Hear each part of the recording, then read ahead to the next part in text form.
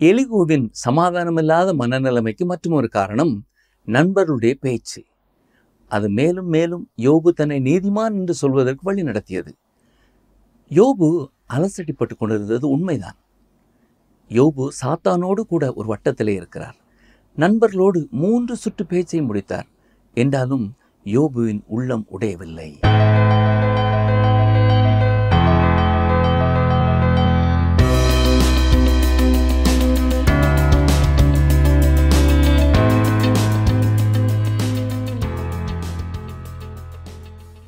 கிறிஸ்தவுக்குள் மிகவும் பிரியமான வேத ஆராய்ச்சி நேயர்களே, இயேசு கிறிஸ்துவின் இன்ப நாமத்தினாலே வாழ்த்தி வரவேற்கிறோம். நாம் கடந்த நிகழ்ச்சியிலே யோபு 30ஆம் அதிகாரம் 1ஆம் வசனம் முதல் 31ஆம் அதிகாரம் 36ஆம் வசனங்கள் வரை கற்றுக்கொண்டோம். அந்த பாடத்திலே யோபுவின் மிகப்பெரிய பிரச்சனை அவனது பெருமைதான் என்றும், சாத்தான் அன்று விழுந்து போவதற்கு பெருமைதான் காரணமாக இருந்தது என்றும் கற்றுக்கொண்டோம். மேலும் இன்றைக்கும் பலருடைய வாழ்க்கையிலே இந்த பெருமைதான் அவர்களை பாழாக்குகிறது என்றும் கற்றுக்கொண்டோம். இன்று நாம் யோபு 32ஆம் அதிகாரம் 1ஆம் வசனம் முதல் 18ஆம் வசனங்கள் வரை கற்றுக்கொள்ள இருக்கிறோம். இந்த பாடத்திலே எலிகூ பேசினவுடன் என்ன நடந்தது? எலிகூ என்பவன் யார்? அவன் எந்த வம்சத்தை சார்ந்தவன்? யோபுவின் புத்தகத்தை எழுதியது யார்? அதற்கான ஆதாரம் என்ன? விவரமாக கற்றுக்கொள்ள தொடர்ந்து எங்களுடன் இணைந்திருங்கள். எங்களுக்கு மிக அருமையான வேத ஆராய்ச்சி நேயர்களே, இன்று நாம் யோபு 32ஆம் அதிகாரம் 1ஆம் வசனம் முதல் 18ஆம் வசனம் வரைக்கும் சிந்திக்கப் போகிறோம். யோபுவும் நண்பர்களும் பேசிக் கொண்டிருந்த பொழுது அவர்களைச் சுற்றி ஒரு கூட்ட மக்கள் நின்று அவர்களுடைய வார்த்தைகளை எல்லாம் கேட்டுக்கொண்டிருந்தார்கள். அந்த கூட்டத்தில் இருந்த ஒருவனான எலிகூ அமைதியாக இருக்க முடியாமல் தொடர்ந்து பேச ஆரம்பிக்கிறார். இந்த நேரத்திலே ஒரு புயல் அடிக்கும்படியாக ஆயத்தமாகிக் கொண்டிருக்கிறது. எலிகூ பேசி முடித்த பொழுது அந்த புயல் அந்த கூட்டத்தின் மேலே வீசியது. எல்லாரும் பாதுகாவலான இடங்களுக்கு ஓடுகிறார்கள். அந்த புயலின் மத்தியிலே யோபு மட்டும் தனித்திருக்கிறார். இப்பொழுதுதான் கர்த்தர் யோபுவோடு தனிப்பட்ட வகையிலே செயல்பட போகிறார். யோபுவின் நண்பர்கள் மூவரும் பேசி முடித்து விட்டார்கள். அவர்கள் பேசி முடித்ததை குறித்து உண்மையாகவே நாம் மகிழ்ச்சி அடைய வேண்டும். வாக்குவாதத்தின்படி பார்த்தால் யோபு வென்று விட்டார் என்று சொல்ல வேண்டும். ஆனால் அவர் வெற்றி பெறவில்லை. இப்பொழுது அங்கே இளைஞனான ஒரு மனிதன் சொன்ன வார்த்தைகளை யோபு கேட்கிறார். இதுவரை அந்த இளைஞன் வாயை திறக்கவில்லை. இளைஞர்களை பொறுத்தமட்டிலேயும் இது வழக்கத்திற்கு மாறாக தெரிகிறது. ஆனால் மிகவும் அறிவும் புத்தியும் உள்ள இளைஞன் இந்த எலிகூ.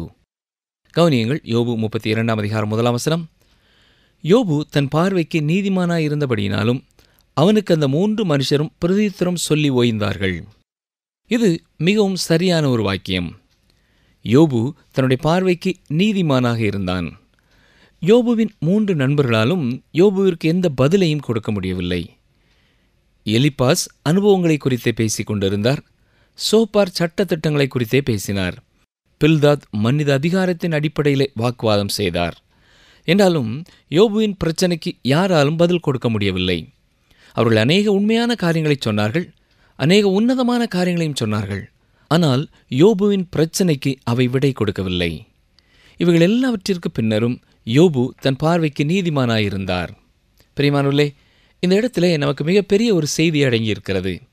எப்பொழுதுமே ஒரு குறிப்பிட்ட காரியத்தை குறித்து 2 குழுக்களிடையே ஒரு பிரிவினை ஏற்பட்டிருக்கும் பொழுது அவர்களுடைய உள்ளங்கள் உடையாமல் அவர்கள் கீழ்ப்படிய அர்ப்பணிக்க மனமற்றவர்களாக இருக்கும் பொழுது, சுயநலத்தையே பெரிதாக எண்ணிக்கொண்டிருக்கும் பொழுது, தாங்கள் சொல்வதுதான் சரி என்று எண்ணிக்கொண்டிருக்கும் பொழுது சரியான ஒரு புரிந்து கொள்ளுதலுக்குள்ளே அவர்களால் வர முடியாது. இன்றைக்கும் திருச்சபைக்குள்ளும் திருச்சபைக்கு வெளியேயும் இப்படிப்பட்ட பல சூழ்நிலைகளை நாம் பார்க்கிறோம். யோபு ஒரு தொட்டால் சிணுங்கியைப் போல இருந்தார். மிக எளிதிலே உணர்ச்சி வசப்படக்கூடிய ஒருவராய் இருந்தார். அதே வேளையிலே அவருடைய நண்பர்களும் அப்படித்தான் இருந்தார்கள். எந்த புரிந்து கொள்ளுதலுக்குள்ளும் அவர்களால் வர முடியவில்லை. யோபுவின் நண்பர்களுடைய சார்பிலே நாம் பேசுவோம் என்றால் எந்த ஒரு விடையும் அவர்களுக்கு கிடைக்கவில்லை. ஏனென்றால் அங்கே எந்த ஒரு விடையும் இல்லை. தன் பார்வைக்கு நீதிமானாக இருக்கிற ஒருவனுக்கு தேவனே பதில் உரைக்க முடியும். இறுதியாக தேவன் ஒரு விடையோடு கூட யோபுவினிடத்தில் பேசப் போவதை நாம் பார்க்க போகிறோம். இப்பொழுது யோபுவும் நண்பர்களும் பேசிக் கொண்டிருந்த காரியங்களை கேட்டுக்கொண்டே இருந்த எலிகு பேச ஆரம்பிக்கிறார். இந்த இளைஞனான எலிகுவினிடத்திலேயும் யோபுவிற்கான பதில் இல்லை. ஆனால் மற்றவர்களை விட சற்று ஆழமாக, சற்று தெளிவாக காரியங்களை புரிந்து பேசுகிறார். இந்த சூழ்நிலைக்குள்ளே தேவன் கடந்து வருவதற்கு வழியை ஆயத்தப்படுத்தினார் என்று சொல்லலாம். இந்த எலிகு யார்? யோபு 32:2 பாருங்கள். அதனால் ராமின் வம்சத்தானான பூசியனாகிய பரகெயேலின் குமாரன் எலிகுவுக்கு கோபம் உண்டது. இந்த எலிகு பூசியின் வம்சத்தைச் சேர்ந்தவன்.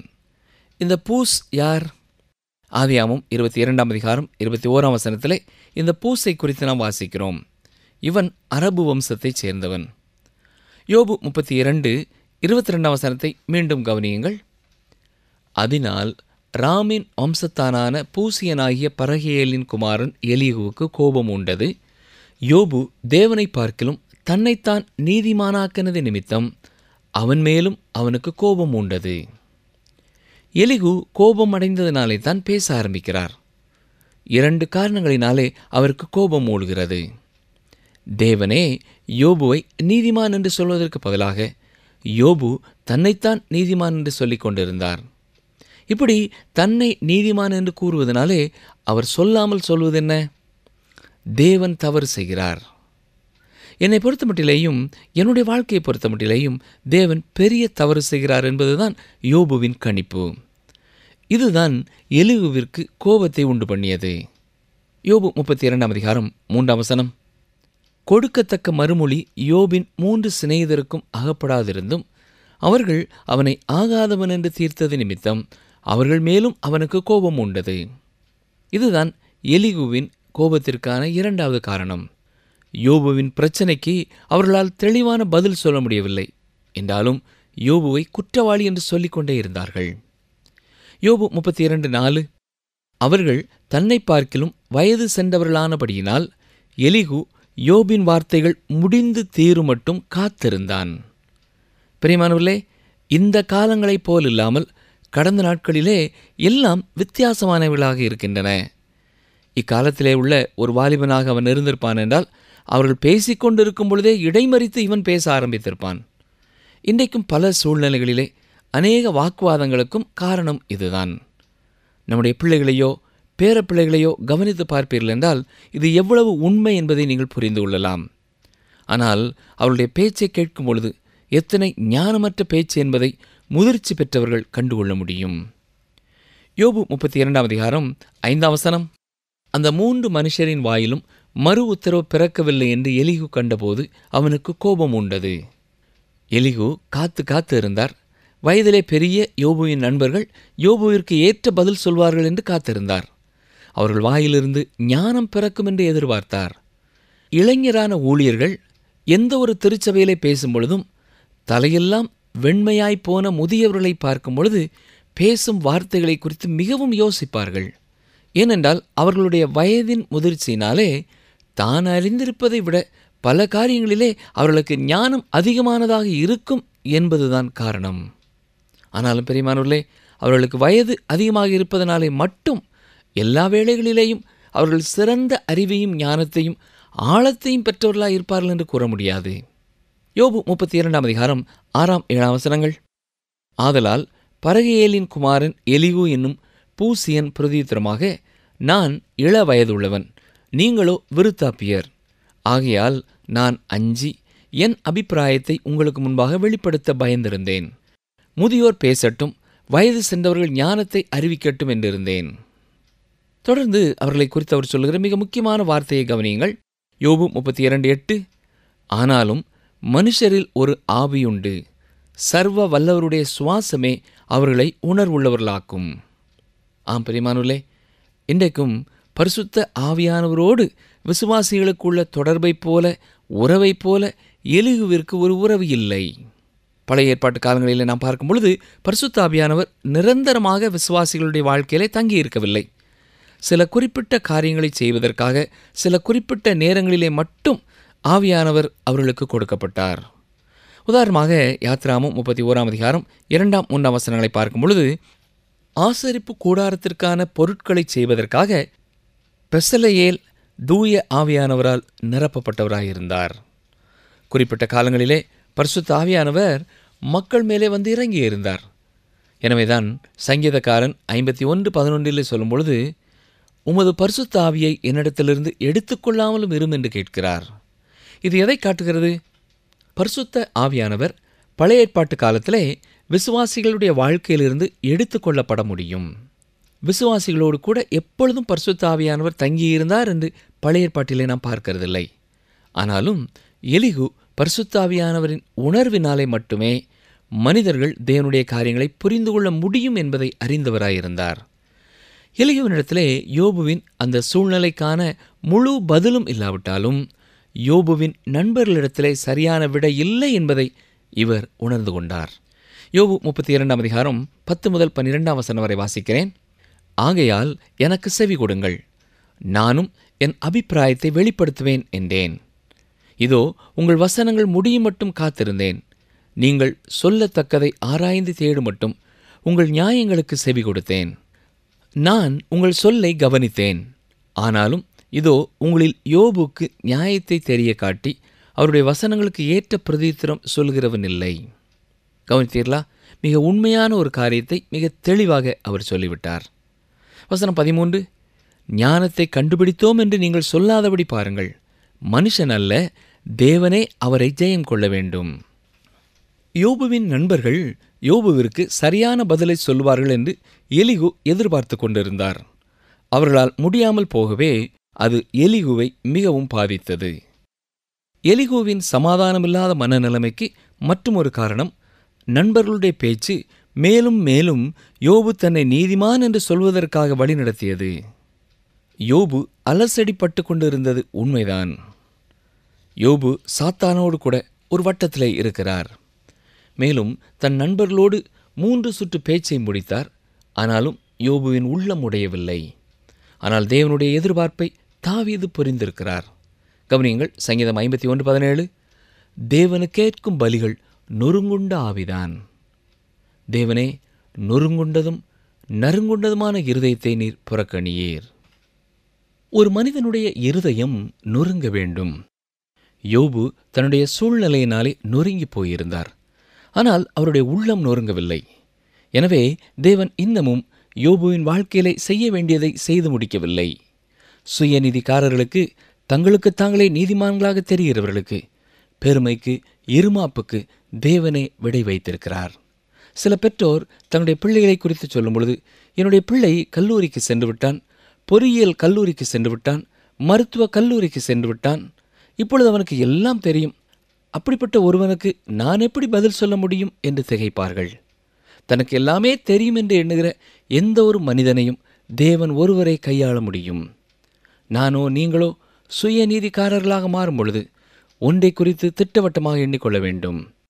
தேவன் தனது வட்டத்திற்குள்ளே என்னை கொண்டு வரப்போகிறார். நாம் அலசடிப்படப் போகிறோம். நாம் நொறுக்கப்படப் போகிறோம். பிரியமானவர்களே, திருமணத்திற்கு முன்பு இப்படி சுயநீதி உள்ளவர்களாக, தங்களை குறித்த சுய பெருமை உள்ளவர்களாக இருந்த பலரை அவர்கள் திருமணம் செய்த பெண் மூலமாகவோ அல்லது ஆண் மூலமாகவோ தேவன் நொறுக்கியிருக்கிறார். அப்படி தேவன் நொறுக்க ஒப்புக் கொடுக்கும் பொழுது தங்கள் சுயநீதி கந்தை என்பதை உணர்ந்து உண்மையான மனத்தாழ்மைக்குள்ளும் தங்களுடைய சொந்த பாவத்தை உணர்ந்து கொள்ளும் உணர்வுக்குள்ளும் வருவார்கள். பிரசித்தி பெற்ற ஊழியக்காரனான ஜான் வெஸ்லியின் வாழ்க்கையிலே மனத்தாழ்மையின் ஆவி காணப்பட்டது. அவருடைய மனத்தாழ்மையை குறித்த வேடிக்கையான ஒரு சம்பவம் ஒன்று உண்டு. ஒருமுறை குறுகலான பாலம் ஒன்றிலே அவர் சென்று கொண்டிருந்த பொழுது அவருக்கு எதிரியைப் போல இருந்த ஒரு மனிதன் பாலத்தின் மத்தியிலே அவரை சந்தித்தார். அந்த மனிதர் மிகவும் வளர்ந்தவராகவும் திடகாத்திரமானவராகவும் இருந்தார். அவர் ஜான் வெஸ்லியை பார்த்து, நான் எந்த கழுதைக்கும் வழிவிடுகிறதில்லை என்று கூறினார். ஒரு நிமிடம் ஜான் வெஸ்லி அவரை நோக்கி பார்த்தார். பின்னர் அவருக்கு பதிலாக, நான் வழிவிடுவேன் என்று கூறினார்.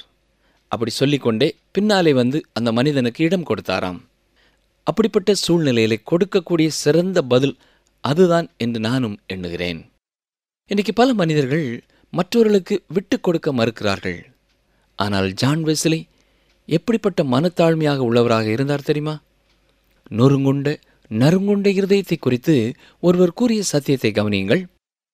என்னுடைய குளிர்ந்து போன நிலைமையையும் வேறுபாடான வாழ்க்கையையும் பெருமையையும் அறிக்கையிடும்படியாக தேவனிடத்திலே நான் சென்றேன்.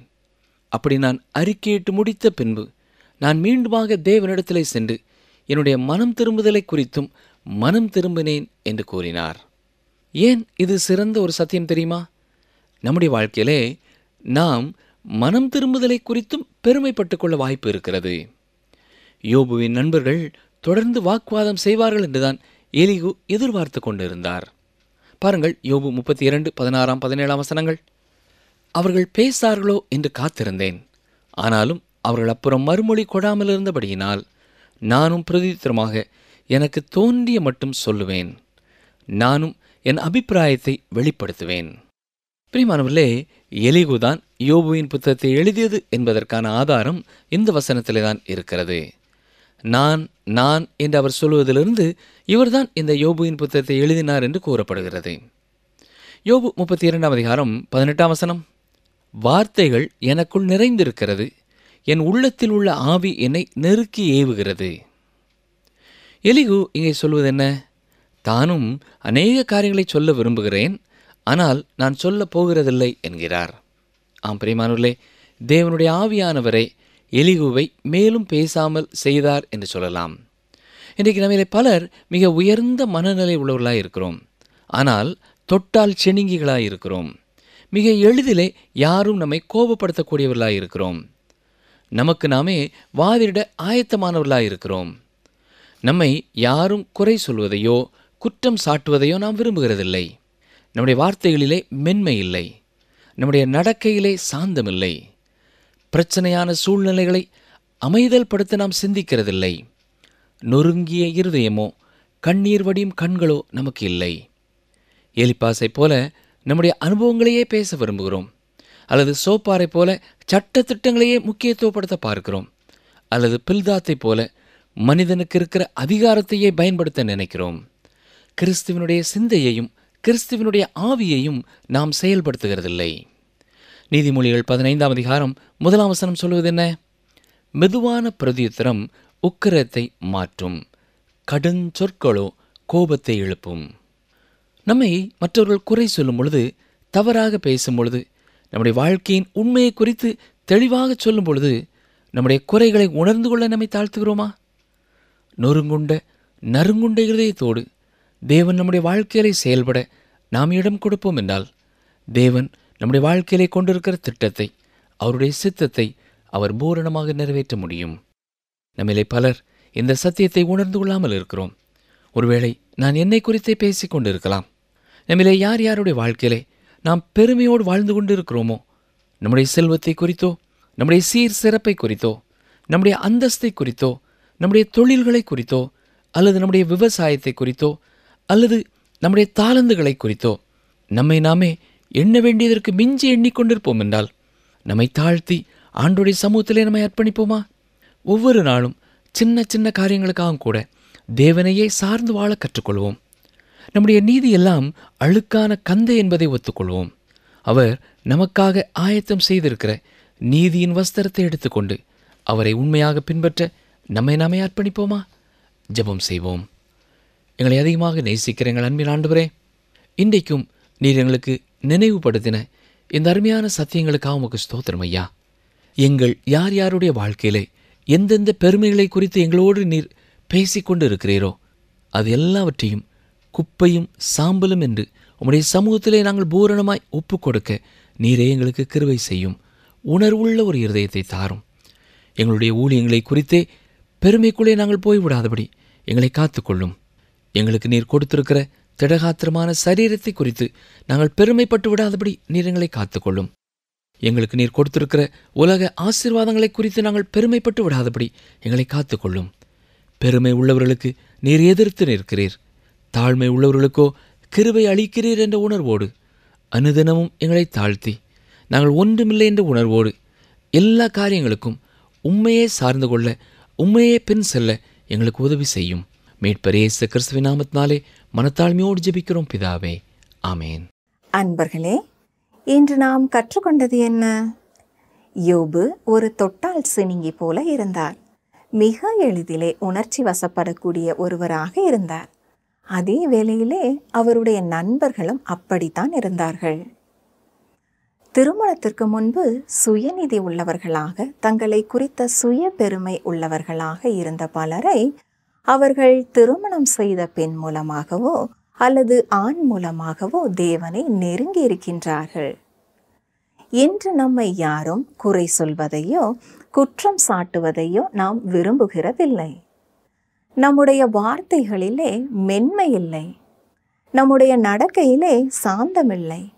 பிரச்சனையான சூழ்நிலைகளை அமைதல் படுத்த நாம் சிந்திக்கிறதில்லை. நொறுங்கிய இருதயமோ கண்ணீர் வடியும் கண்களோ நமக்கு இல்லை. கிறிஸ்துவினுடைய சிந்தையையும் கிறிஸ்துவினுடைய ஆவியையும் நாம் செயல்படுத்துகிறது இல்லை. மீண்டும் அடுத்த நிகழ்ச்சியிலே சந்திப்போம். கர்த்தர் உங்களை ஆசீர்வதிப்பாராக.